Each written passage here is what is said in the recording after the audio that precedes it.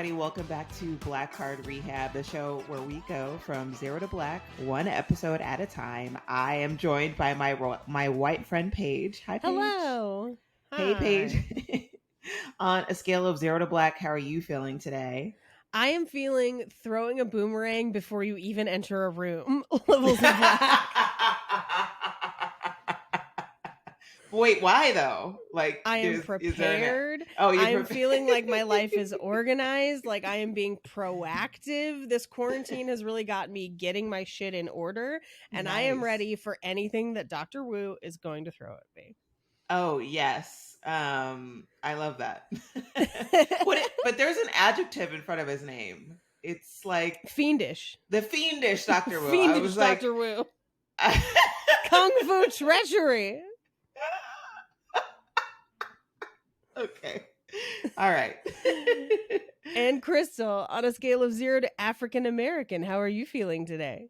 I am feeling, I want to say Milli Vanilli, but it's not in a bad way. Like, and what I mean by that is I had a video that went like the miniest version of viral and on TikTok. Yes, I am on the TikTok. Thank you. Yes.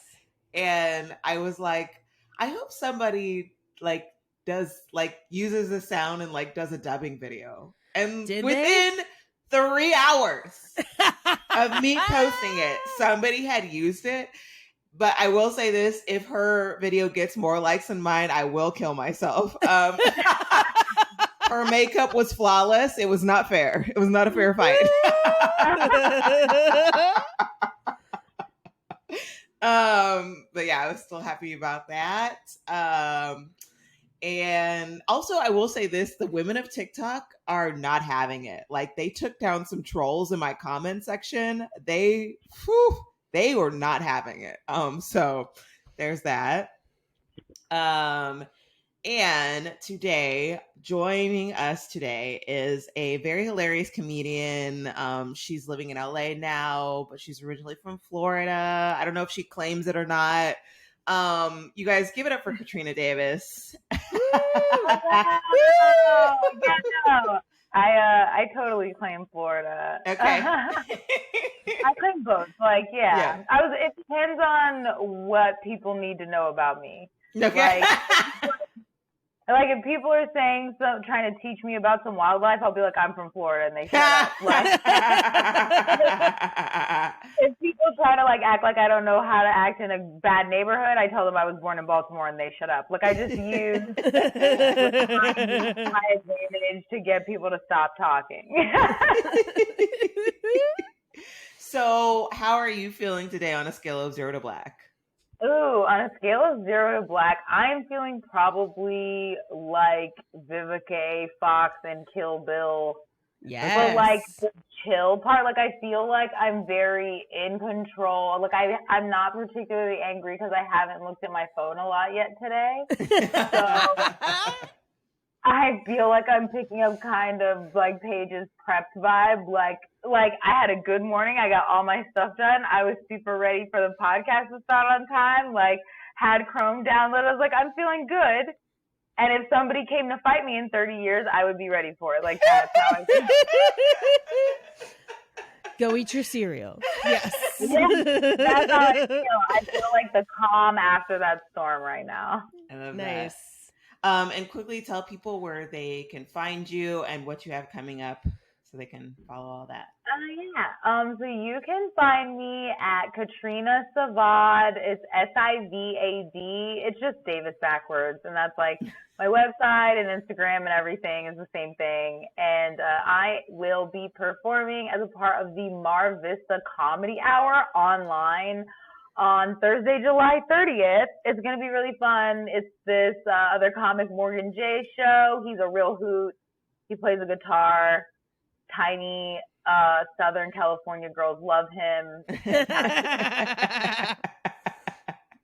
Nice. I once did a show with Morgan J in real life and watched an entire staff of Brandy Melville just like follow him out of the club. Like it was like the show wasn't over, but they were done with the show. It was so powerful.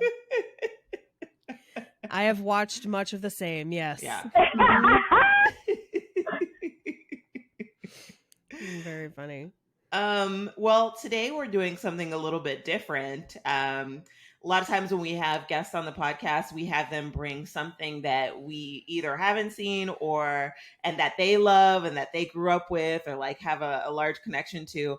But today, we just watched this movie that Paige has seen, I'm guessing multiple times. Oh yeah. I have like a history with this movie. Okay. Yeah. And that Katrina and I, the two Black women on this podcast, have never seen Black Dynamite. Yes. And Dynamite. So my first question is to everybody is, who is your favorite character and why is it cream corn? For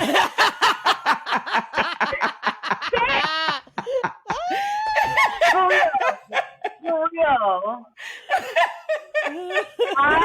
Oh my God. It made, like, as soon as he came on the screen, I was like, I missed him so much. Running things. Also, that is in the beginning of a Earl Sweatshirt song that I like. Yes. So I've heard just that so many times that I've heard him do that, and I was like, oh my God, I'm gonna sing. Oh my God. And then, oh my God, he's so stupid. I love it. I'm going to try to think about it like as an actual answer, but like that just, it might be my real answer. He's so fucking funny. So, Paige, give us the background on this film. So, before we jump into okay, so this is actually a perfect film to follow our episode from last week, where last week we talked about Hollywood Shuffle, and the thing that we kind of wished about that movie is that it took it one step further and had Robert Townsend make his own project, and that's what we were watching. That's what Black Dynamite is.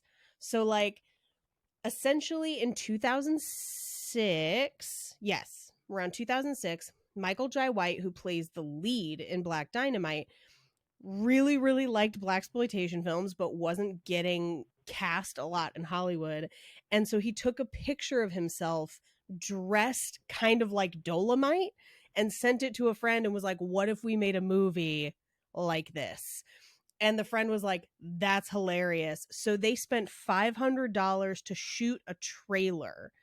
And the trailer is like half stock footage, half stuff they shot on a Super 8 camera, which is like low quality. It looks exactly like the old footage.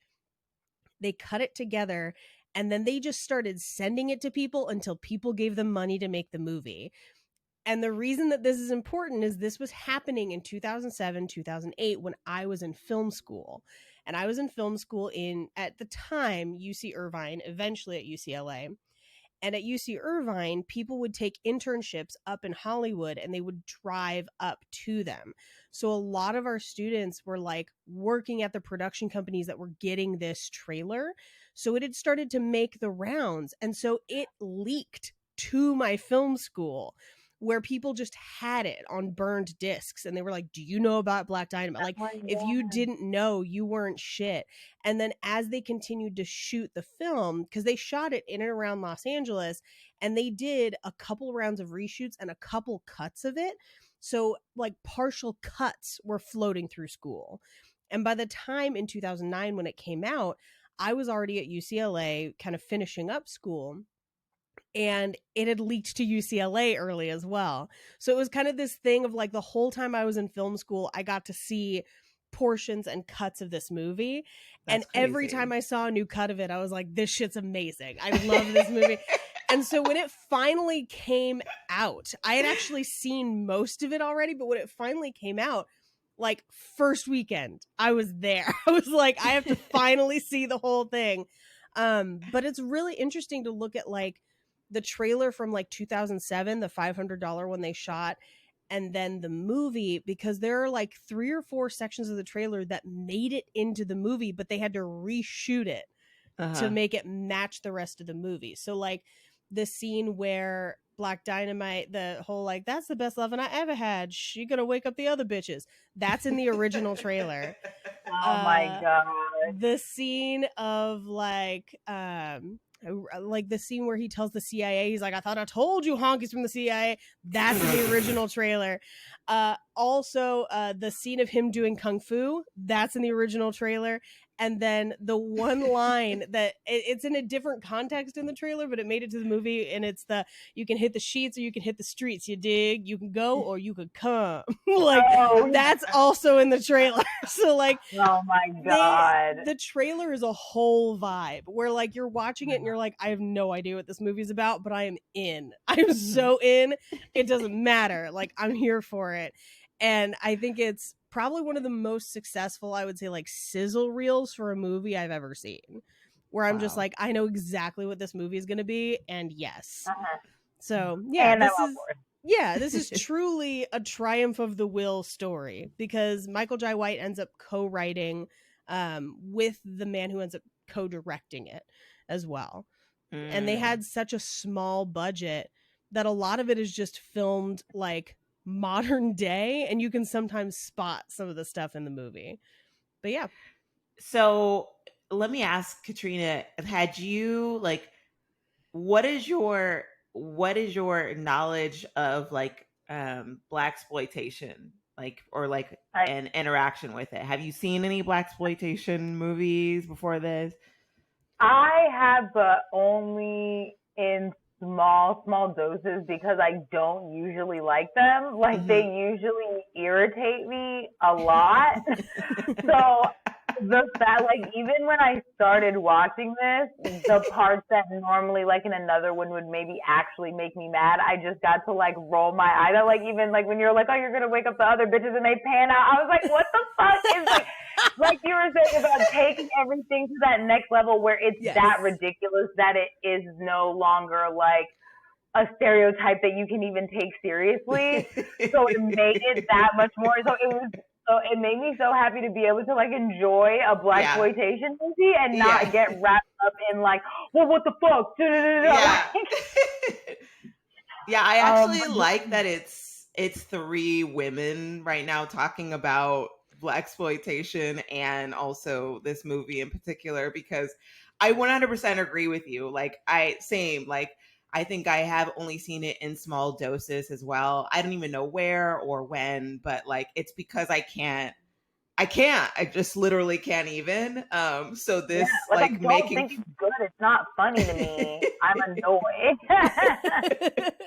So to see it in this movie being taken to the next level where like they're making fun of the things that are not good. I love that. Like when the boom mic is in the shot and he like breaks eye contact to look at, like, there were so many times where I was just so happy with how well they did something badly. Yes. I was like, this is so good. Like, it's so good how bad this is. Oh my God. Like, fucking the women, when they have their kung fu, and it's literally just them doing this. Yes. They're just walking around. They're just chopping through the air. Yeah, they're just chopping in the air. There's so many, like, nuances that are so, like, technically cheesy, I guess, but I loved it so much. Like, it's so funny. At one point, like, he accidentally slaps a guy in a fight, and then they switch the guy out because for another black guy, and then they continue the fight, and it's so fucking funny. There's one that I actually didn't notice until like this viewing, because they do subtly try to specifically do things wrong. Like the boom mic was actually in Dolomite, the original one, so that's why they're trying to do it here. Oh my God. And we should watch Dolomite Is My Name like next week, because it's really good. But like, so there's a character that's part of like the militant Black Panthers in the movie who says his stage directions before every line. Oh my God, I didn't notice that. That's so funny. And he does it like 2 or 3 times, but the first time is like, the militants turn stunned. Who are you? And then and then oh my God. At the end, he's like, I'm going to go home to my wife. Takes out picture. Yes! See what could go wrong. That's what I was thinking of was the last one. And I was like, what? Oh my God. Oh, man. Yes. So, I love this movie. So Paige, how had you seen a lot of blaxploitation, like all the way through? Yeah. Okay. Actually, yes. One of kind of my like genre specialization when I was in film school, which film school is a weird place. And depending on what you choose to do with your film school will lead you down different paths. But I had a strong interest in camp, cult, and trash cinema, as well as horror. And there's a lot of overlap. I'm a huge Pam Grier fan, personally. But so when I saw this, I was like, oh my God, they did such a good job of like being so accurate, but then poking fun at it at the same time. And there's so many, like, if you're in Los Angeles, there's so many winks and nods to the blaxploitation movies that were filmed here and Los Angeles landmarks locally, which is pretty cool too.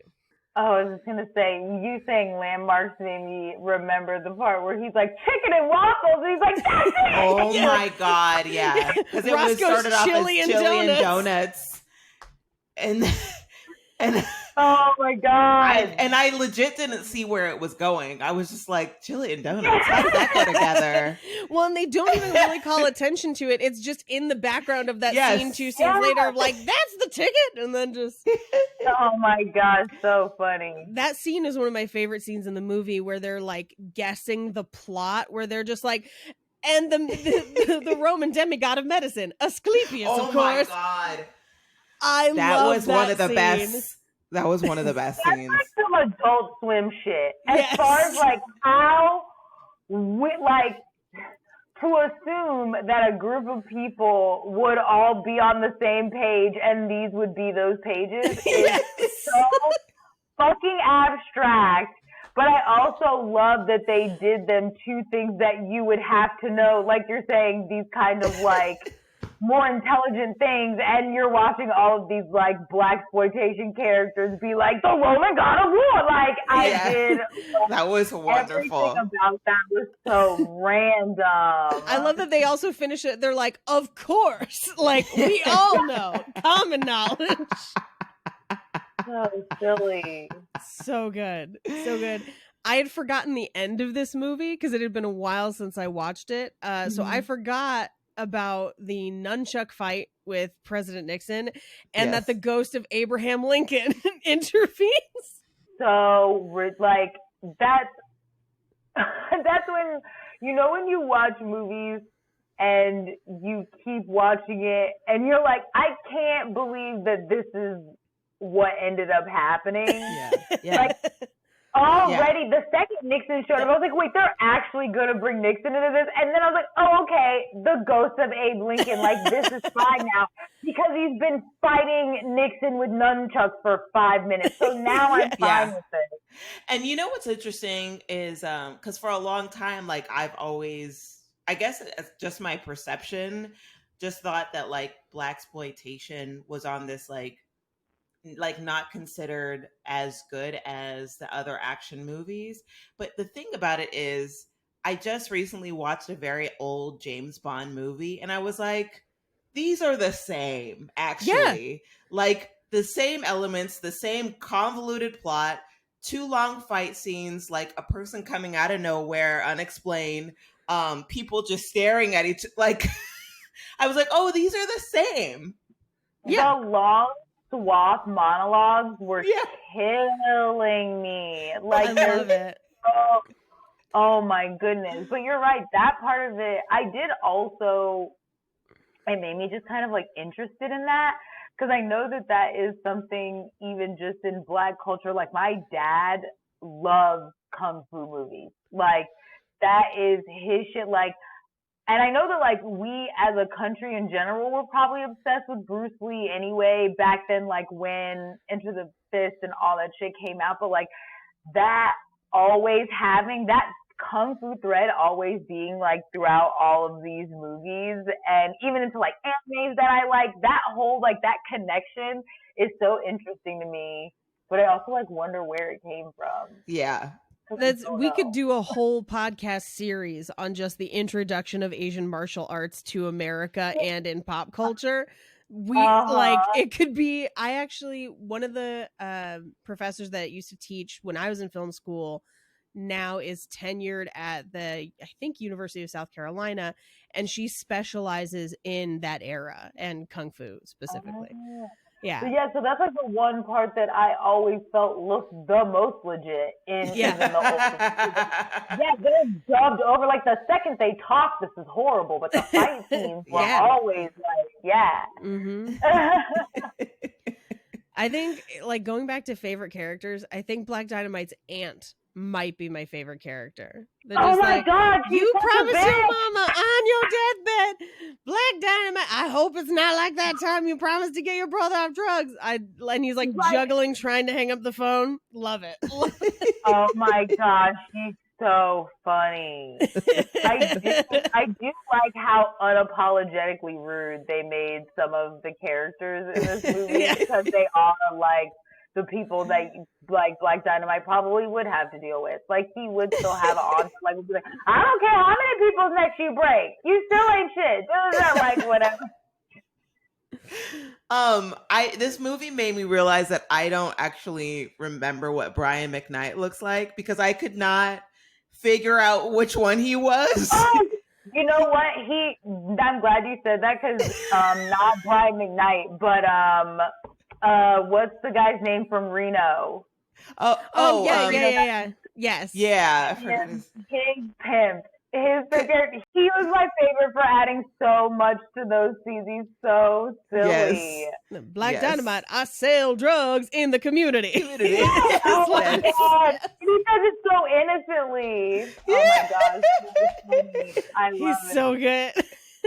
I really like every time O'Leary like enters a scene, he's like, I remember that from our days in Nam. And he has like a fake name for it every time.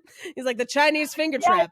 I remember when you pulled that on me in Nam. Yeah, and him referring to the Chinese boy that was in Vietnam for some reason with his Chinese eyes and his Chinese knees and his Chinese. Oh my gosh, so horrible.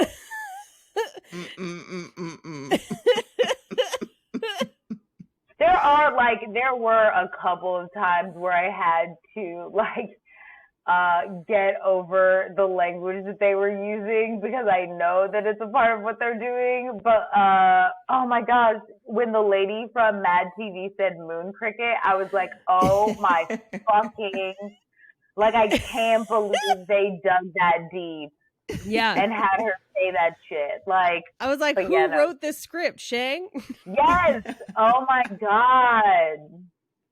Here's my question. Like, what do you think it is? Like, Paige, do you feel like you identify with like all these people's love of these kinds of movies? Like, do you get I don't get it. Like I get like I love this movie. Yeah. I don't get like I don't get it. I don't get why people like like the people like loving it this much that you get here. Like that, I mean kudos, but like I could not go back and I think you kind of have to pick your spots with it. Where it's just like any genre of movie where like some of them are gonna be better than others.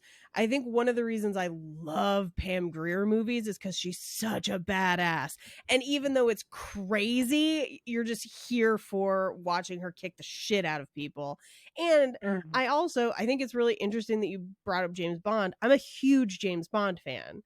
So like I am predisposed to enjoying a level of ridiculousness for Kung Fu. Like I personally I really love just kind of the adventure of it and how it's kind of not constrained by normalcy, but also has a lot of like real world touchstones in it.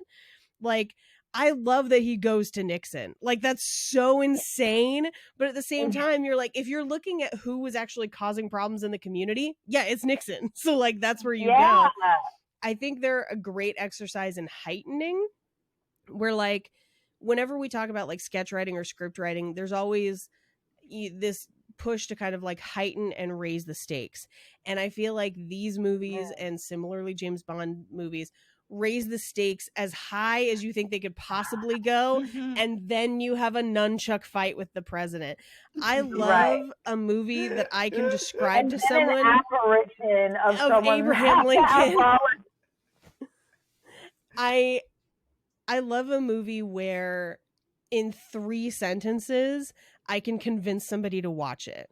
Oh, how would you do it with this movie? Oh, this movie is amazing. Like, first of all, it's set in the 70s. It's intentionally done badly. It's hilarious. But then also, he throws a boomerang, enters a room, has a conversation with a person, and then that boomerang comes back and slices his hand off. And then also, he has a nunchuck fight with Richard Nixon. And I've only told you about 3 scenes in this movie. How do you not want to watch the entire rest of the movie? I feel the same way about... there's a movie called Shoot 'Em Up. I don't know if either of you have ever seen Shoot 'Em Up. We're both shaking our head no. I'm going to change your mind. It's Clive Owen, and he, while carrying a newborn baby, kills a man with a carrot, cuts the umbilical cord with a gun. Yes. And oh my God. has sex to completion with Monica Bellucci while shooting a machine gun. Like, how do you not want to watch the rest of this movie? And I feel like for me, Black Dynamite is a similar movie of like, this movie is insane, but it's not just crazy. Like, it is watchable. Like, there are some movies that are insane and terrible. This is not one of those movies. And I respect somebody like having a dream, wanting to make a thing that is not the norm and is not what we typically see in the film landscape, and being like, you know what? Fuck it. This is my movie. This is the movie I am meant to be in, and I want to make it, and pushing until it gets done. Like, I love that. And the cast is amazing. Like, the fact that it started the way that it started, and he has the people that he has in it. Like, even when you were saying favorite characters, Kim, what's her name? She's a old stand-up. She's like the madam. Yes. Like she's like the like head lady. Yeah, it's my cousin worker. Timmy. He OD. Yes. And her like her one glistening tear. Like I feel like he was able to get so many amazing people that is also a part of it. Like, a scene shows up and you're like, oh my gosh, that's so-and-so. Look at so-and-so. Like, every time the scene switches, there's somebody else. And you're like, oh my gosh, I can't believe that person's in this movie. And that kind of also keeps you excited as it goes along. He got a lot of those people by, like, sending them the trailer and sending them the script on like a whim. Like, there's a story about Arsenio Hall reading the script because he's one of the pimps, and the second he saw that there was a pimp dressed as Captain Kangaroo in the script, oh my God, that was so funny. He automatically agreed to do the role for like no money. He was just like, I'm in. Based on, like you said, even the idea that you can get people that have been in Hollywood for that long and they still believe in creativity enough that they're like, oh fuck yeah, I'm doing this. There's a pimp dressed like Captain Kangaroo. I do this. Like you said, I can do this for free. It's amazing. Like, I like that is still what resounds with people. Yeah. Kim Whitley is her name. Yes. There we go. And she also, I didn't know this either, but they did a cartoon based off of Black Dynamite.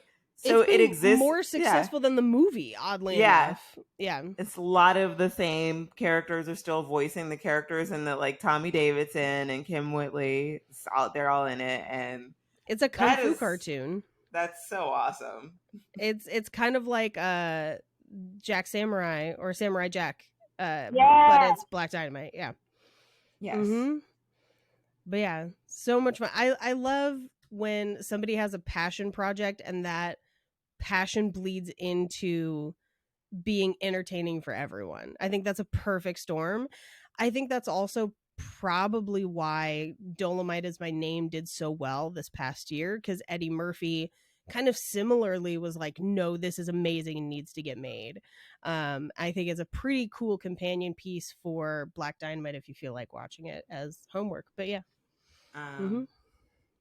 Let's talk about the orphans. Yes. Black Dynamite used to be an orphan. Oh my God. The orphan. I'm going to shake you till the smack comes out of your system. Yes. And then she goes, we tried that. Oh my God. That's another like line wise, the escalation you're talking about, where like he's doing something so stupid and then she says, we've tried that. And I was like, I'm done.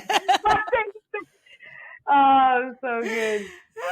My favorite is when he explains what an orphan is, where he's like, yes, I can't believe they're doing this to orphans, because the thing about orphans is they have no parents. Yes. Just like, I know. It's so funny. I love the blank stares at other. I do even that part of the acting where they didn't make everyone on the same level as him. Yes. Where you do get to watch characters go, what? What? Yeah. And I really appreciate that. My favorite is they write these scenes where he's saying these crazy things that within the story is meant to be glossed over, but then they'll still cut to somebody's reaction shot. Like a perfect one is when they meet those two girls and they're like, my mama said my daddy's name was Black Dynamite. And he's like, hush up, little girls. A lot of girls have that name.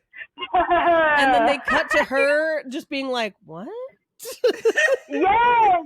Oh my God. But no, even like you were saying earlier about that level of theatrics kind of allowing you to, I think it kind of allows you to nod to what things are like in real life. Because like those orphans were obviously ridiculous, but that is kind of what happened in the Black communities in terms of like, it wasn't like 8-year-olds smacking their freaking veins, but like it's basically a comedic take on something that makes you laugh. And then if you know anything about it, it's like, oh, but also, yeah, like, you know why. Yeah. Mm-hmm. I think this movie was written specifically, I mean, to make people laugh, but also for people who understand the reality of that time. Yeah. Like it's not a movie for dumb people, I would say. Like it is a movie for people who understand their history and specifically understand their film history. And it really kind of rewards that. Yeah. And this is nowhere near the same like level or anything like that. But what you were saying about intelligence makes me think of it, where that's what I think my sensitivity or like distaste for real blaxploitation comes from, is because it is so largely like joy in, or like taken in by people who are laughing at it in a way that they are coming from 100% ignorance, where like they are taking this as fact now. Mm-hmm. And that's why I feel like it's like, oh, I don't even like that this shit is out here. Like, yeah. Like it's the same way that like there are multiple people that I know in the South that their only real connection to the Black community is that their entire family is obsessed with Medea. Oh God. And I like cannot stand, like, I know that there are Black people that love, I literally will never, like, I would, like, the way people, like, steamrolled over Black Sabbath CDs for Satanic Panic, like, I would do that with Medea content. Like, that's how I feel. And so I think that that's what it is. It's the intelligence level that, like, I feel so much better knowing that we all know why we're enjoying this, right? We're all on the same page. Right. Yes. Right. Like, where everybody's laughing for the right reasons. Because I got mad. I got so mad. I didn't walk out and leave, but I, like, got mad and, like, left at the end and started crying in anger because there was a dude behind me laughing at all the wrong parts of, what was the one that Spike Lee just did with the spy? I just can't think of the name of it. It's Black like Klansman? the most recent. No. There we go. Yeah. I saw Black Klansman in theaters, and there was this man laughing, bellowing so hard behind me, alone, literally silent in the theater, laughing at all the wrong parts, and I was just like steaming in my chair. Like, so those are the kind of people that I think about when things aren't theatric enough. Yeah. That's the part of me that's like, oh my God, I hate this. Yeah. Yeah. Well, I was thinking of, last week when we watched, what did we watch again? Hollywood Shuffle. Oh yeah, Hollywood Shuffle. But the vignette, the pimp, what is it? Pimp on the street or pimps from the streets? It's pimps from space. No, but they're basically zombie pimps. They're zombie pimps. Yeah. So, and it's like a scene within a scene within a scene. where basically it's like two guys like reviewing movies and telling you what movies they liked and why they didn't like it. And the last movie is the movie within the movie, which is this like zombie pimps. And it's like conceptually that sounds very funny to me, but like the I think the way that they were going and I was like, I wouldn't actually watch that movie. Like do you know what I mean? Like it felt like, oh, this is a movie like for the people that is playing on exactly, it's like hitting those notes that you like it, that you know like Black people will be into just for the sake of it, and not necessarily like I hate this sounds very like sedity, but it doesn't feel like art to me, like whereas this felt like art. Well, here I will controversial statement. Well, like what? Like, did they put themselves in the place of a zombie pimp? Like, did they slap a sex worker and their hand dropped off? Like, did they really try? It was actually it was pretty great. Well, and I think within the story, I wouldn't see the actual zombie pimp movie that they're referencing as if it existed in their world. That's what I mean. But I would watch them make a zombie pimp movie. Yes, 100%. Like that's the difference. And that's what I mean. That's exactly what I mean. Is like they're making fun of this kind of movie that is made in a particular way. Mm-hmm.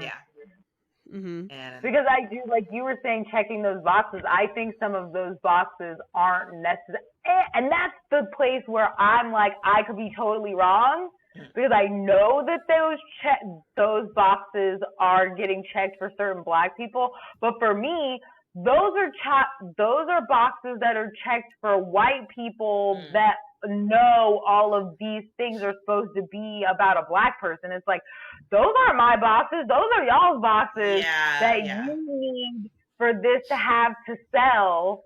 Like, because you think like, oh yeah, obviously it would be this. And it's like, obviously not. Like, obviously for you and your 5 friends that have no frame of reference. But that's when I'm like, oh, but also I think sometimes I'm wrong, where that is entertaining to people that aren't me. Mm-hmm. I just think that it's irritating. Yeah.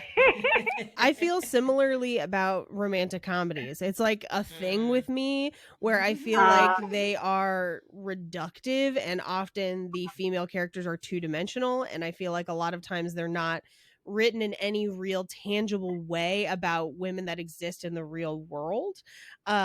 But they make tons of money. And so like, and then you see women like mad connecting to them, and you're like, okay. You're like, am I broken? I don't get it. Yeah.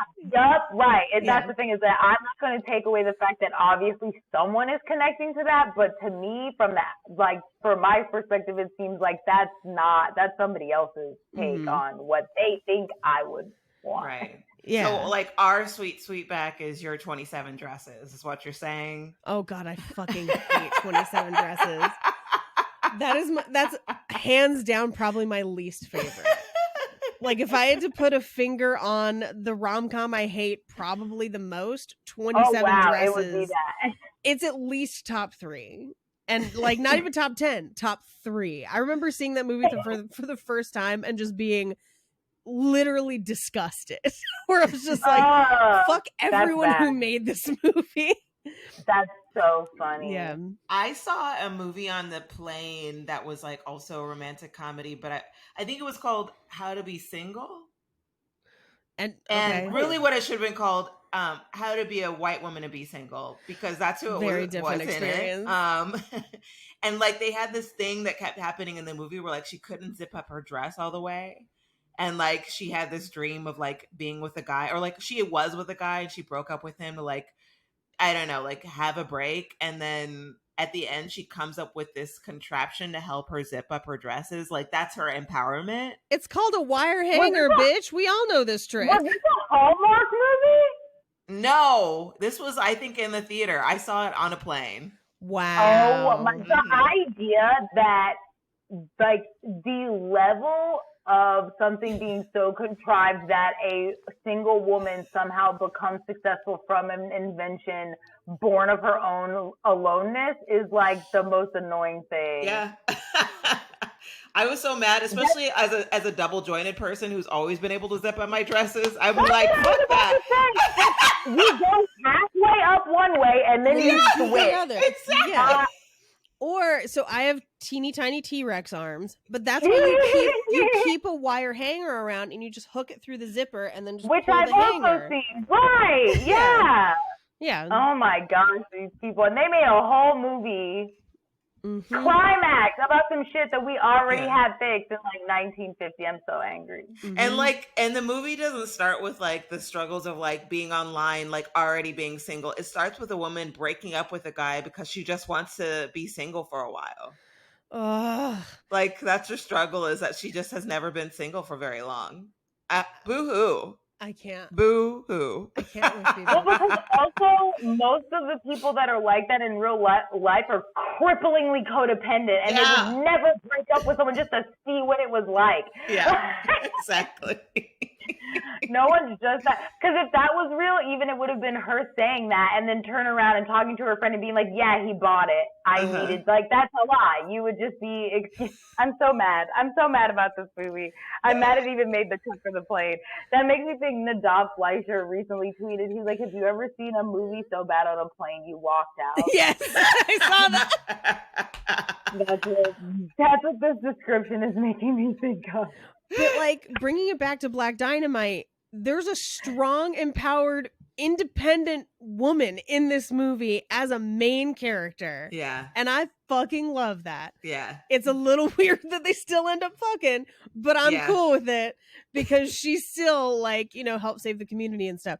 But I feel like I identify so much more with her as a character than I do with anyone in 27 Dresses. They can all drown in a lake. I do not care. That's so fun. And see, but also I would say, because she is very strong and powerful, but they still made her dumb as fuck when it came to him. Because like you said, it's like you're watching these two girls hopscotch, and she's like, that's weird. And it's like, okay, so you can run for city council, but you can't put these two together? Okay. But see, that's just me being like too based in reality. I just can't have. I'm not fun.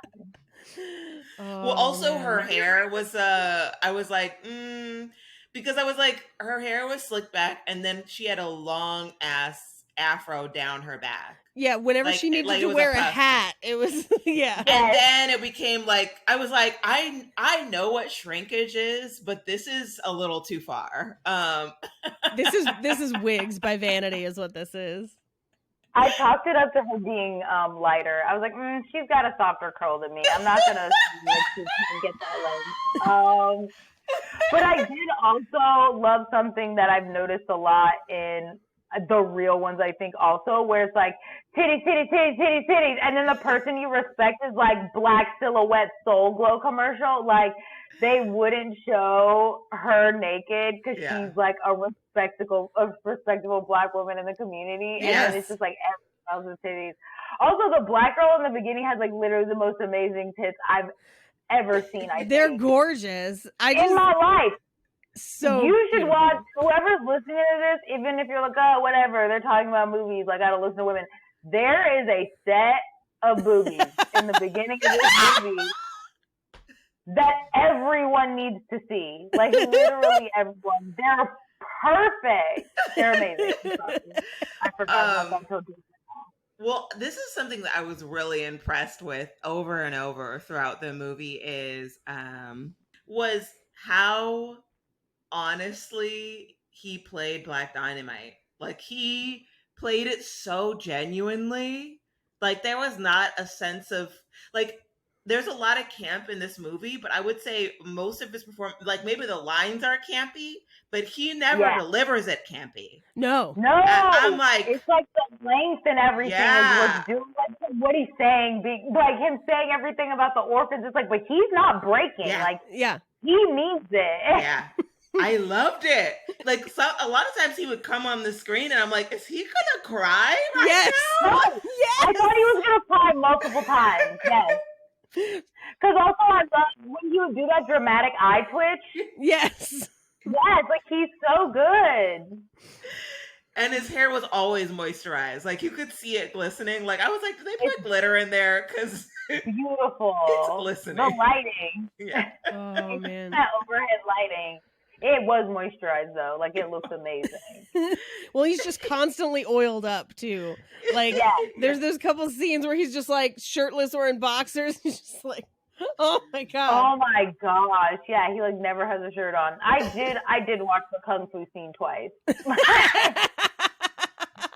100% I did. 100% I did. The one where he was practicing in his house? Well, because what we were saying about things not making sense, where like there's two back-to-back scenes where there's a guy like trying to hide from them, and then all of a sudden he comes from the other direction. Yes. My favorite is when he tells them all to leave and he's like, I'll see y'all tomorrow. Yes! Like he does it every day. That is what you were saying about like the little ones where he just says something and you're like, oh, okay, this is every day. Okay. Yeah. So at the end of the episode, we always give the movies a rating. Okay, and we do it out of 5 hair picks. So oh my God. So what would you give this movie out of 5 hair picks? I mean, I would give it at least a 4.5, and that's just because I don't know what kind of picks you guys have been dealing with in the past.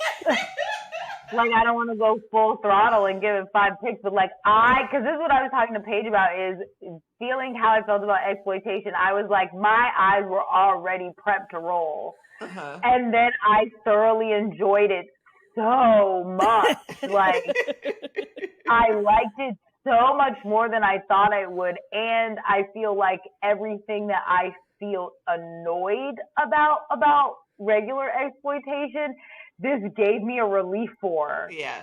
Yes. Because they did it so like badly, or the way it was like, oh my God, thank you. They know, they love, because I feel like it's kind of in the middle of Paige and I. Like, it's people that love it as much as Paige, but understand that I think it's trash, and they made this to help me like it or something. Yeah. So like, I really like it. Yeah. Yeah, I feel the same way. I would give it a 5. 5 out of 5 hair picks. It's like top to bottom, like excellent jokes. Like it's so funny. And I watched all the credits to watch the bloopers. Yes. Oh yeah, I would say stay to the end if you're gonna watch it. Stay to the end. It's really great. Even the animation that they have at the end is really excellent. Yeah. And also, like, even though there are like literally 10 storylines, I like followed them. Not everything was wrapped up, and 100% made sense. Yeah. At the same time. Yeah. And Paige, I think I know what yours is. Oh, hands down, 5 hair picks. I would, just because we haven't brought it up yet, I'm gonna give it an extra like 0.1 of a hair pick for the Zodiac sex scene.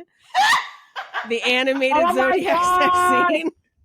That is another thing that I was looking at in the credits, is the composition of all of the original songs. And like, even to go back, this movie is worth watching again, to go back for those little nuances that you might miss that are hilarious, but also to listen to the lyrics of the songs. That like, tell the story.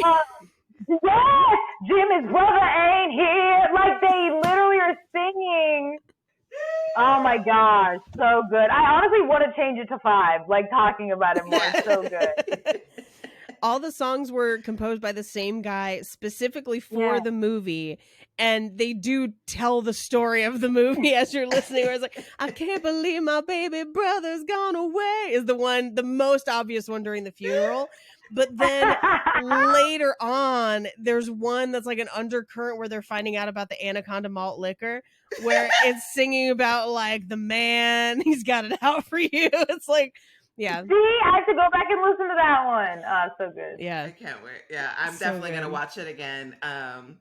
Yeah, definitely going to watch again. Thank you, Paige, for bringing this into our lives. You are welcome. Oh, yeah. You are more than welcome. Thank you both so much. This was righteous. Because I'm also just garbage about watching movies. Like, I have zero attention span. I live by myself. I never like have. So I like, if I have to, I will, but I never have to. So I was like, shit, man, I love watching movies. It was so enjoyable. Well, thank you so much for being on the podcast today and watching this movie. We loved having you, Katrina. Yes, thank you so much for having me. It was a freaking delight. Yeah. Paige, do you have anything coming up that you want to plug this week? No, just Cult Podcast. Other than that, chilling at home with the cat. Nice. What? I am plugging a Kickstarter that I'm working on. It's actually, speaking of, I guess, blaxploitation and noir. So it's a series of short stories, all written by Black artists and all Black writers, and then drawn by Black artists. And it's going to be an anthology called Noir is the New Black. They're raising money. They've got like heavy hitters. I don't like if you look at the Kickstarter, if you know comics and comic books, you're going to recognize some names for sure. But yeah, go on the Kickstarter, look for Noir is the New Black, and support the Kickstarter. Support Black artists and Black writers and Black creativity. Yes. Yeah, thank you guys for listening, and we will be Black next time. Yay! Yay.